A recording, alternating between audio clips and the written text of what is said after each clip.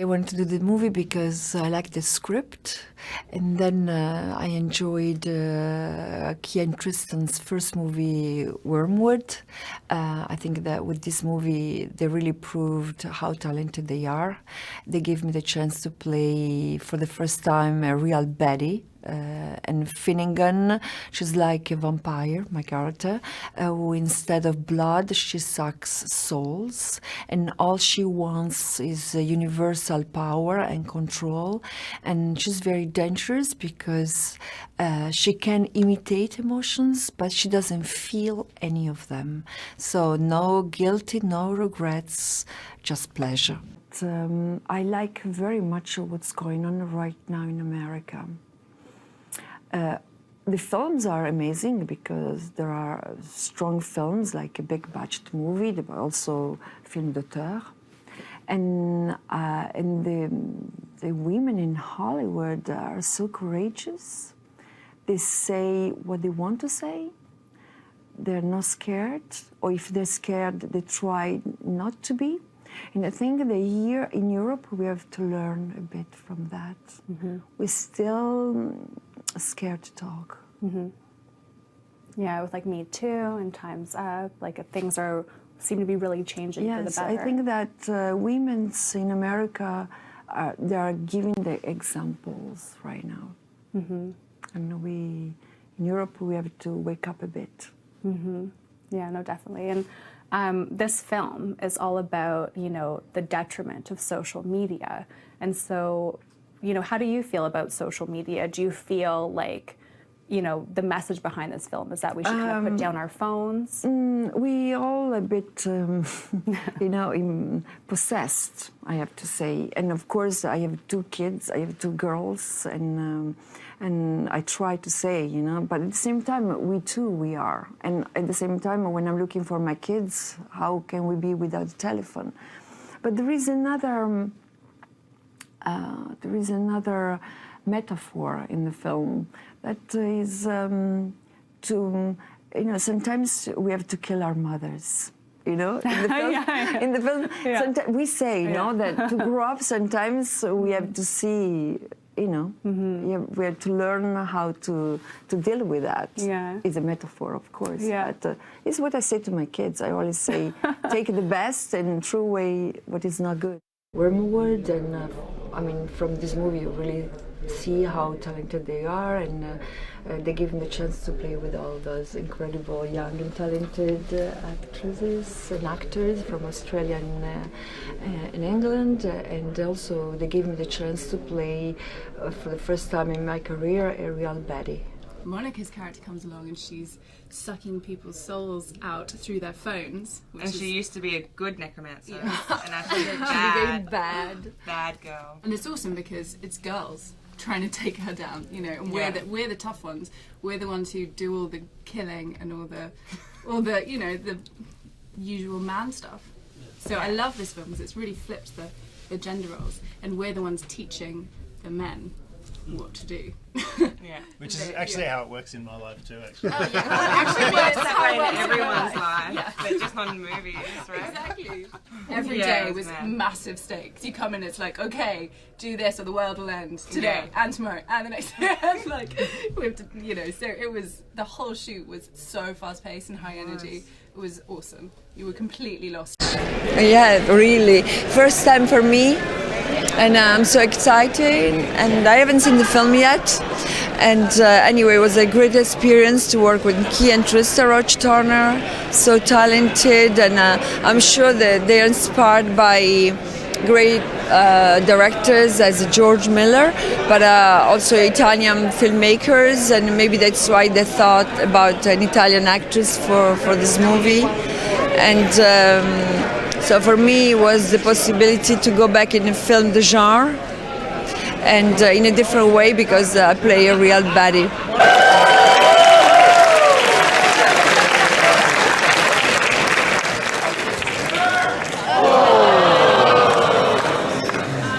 That was a close one, though. Come on. That was close. All right, here you go. Welcome to Midnight Madness! My name is Peter McCluskey. I am the Midnight Madness Madness programmer. You are the Midnight Madness audience.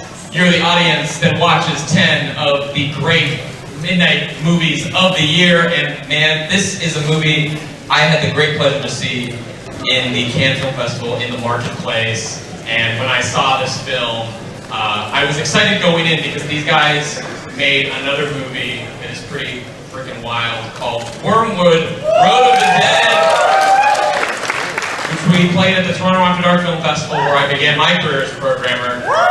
Give it up to Toronto After Dark. They follow up. We hope to see you all there in October.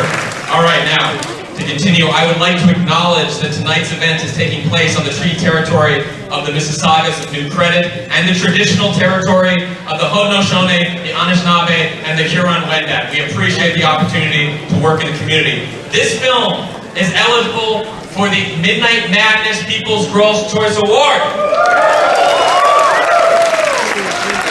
Vote for the film at TIFF.net/vote, and we would like to thank Entertainment One, Sierra Affinity, for providing us with this film. And now, let's meet our Aussies, the creators of Nekrotronic, Kiah Roache-Turner and Tristan Roache-Turner!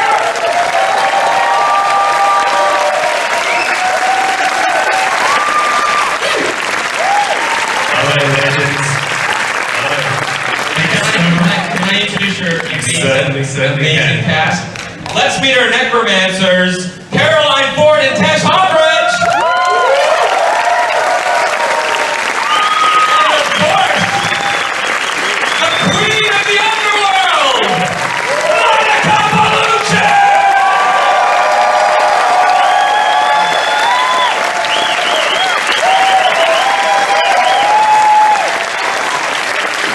And movies wouldn't be made without producers. Let's bring out Andrew Mason and Troy Love.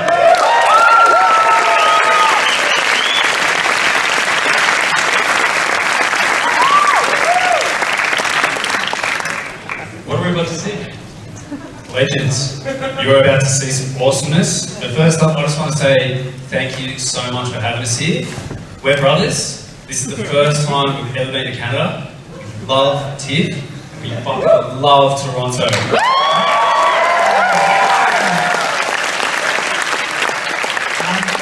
I just want to say I'm a massive film nerd, and so looking at you guys out here, I think I came to the right room tonight. It's like 7 film nerds. Come on, who's a film nerd? Tristan, take the stage!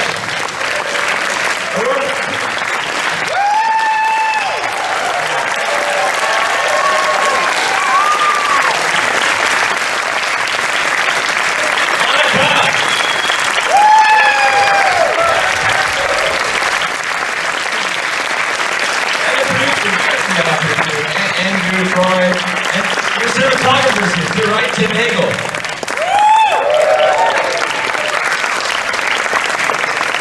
Take the stage up.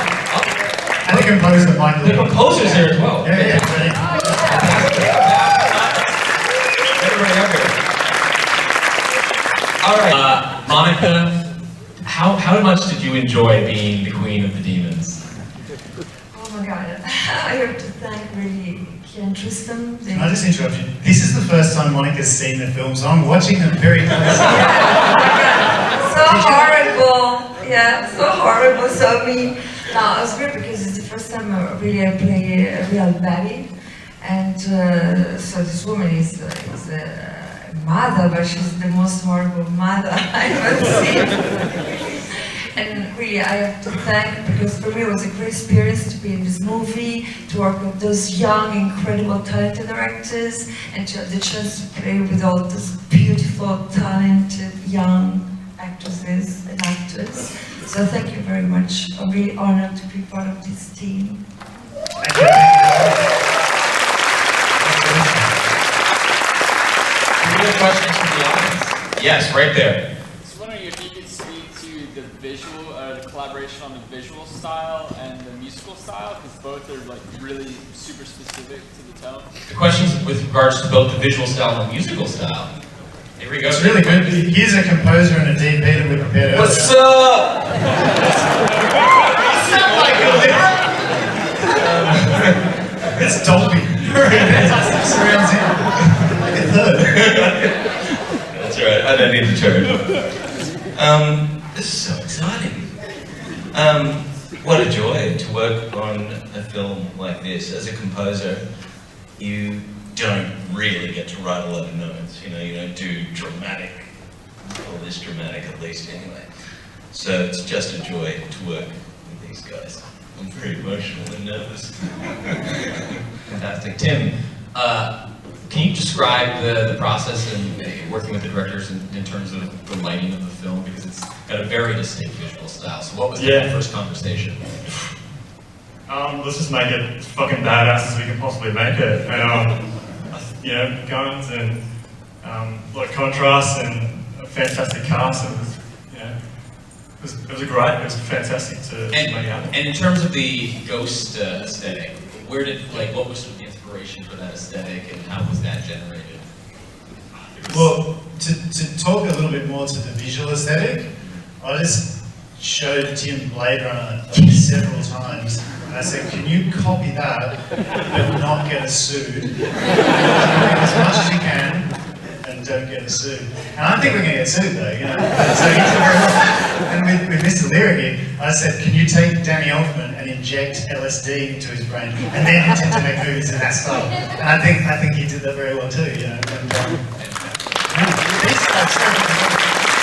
I'm getting emotional too because Bellucci, these beautiful young actresses here, these guys, I mean, we worked for like so long and so hard, and we were covered in mud and blood, and you know, we threw people to the floor and we exploded heads, and it was so hard. There were tears and real sweat, and it's so nice to be sitting in a room with people who fucking get it, and like, you guys,